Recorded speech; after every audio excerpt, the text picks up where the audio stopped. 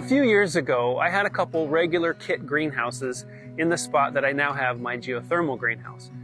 And if you've seen any of the other videos about this greenhouse, you'll know that it was a positive growing experience in the old kit greenhouse that made me kind of rethink my greenhouse. You see, I grew sweet potatoes late in the year in that kit greenhouse. It was leaky, it didn't hold heat very well, and they did awesome.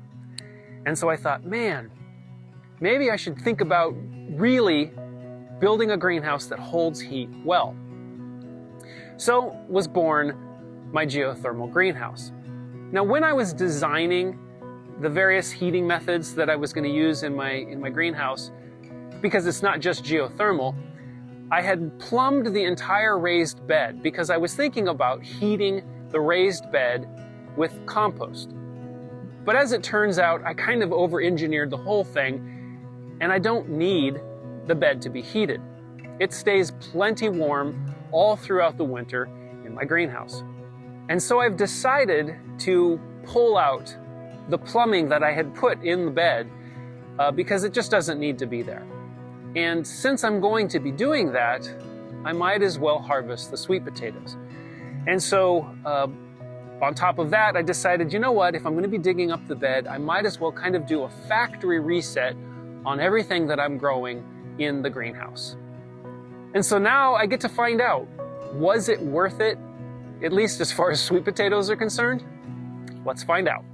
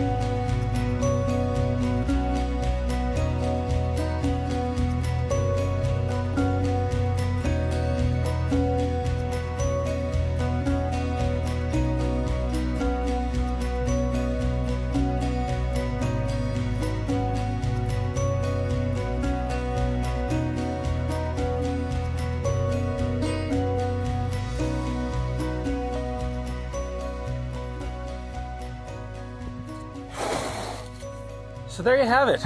I think that's a pretty decent haul when it comes to the sweet potatoes. And that was actually a pretty small area that I was growing, just kind of in a corner of the bed in the greenhouse. So good news. I think it was worth it.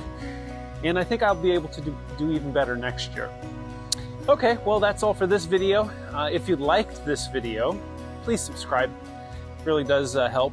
And if you like this video, you might like these videos.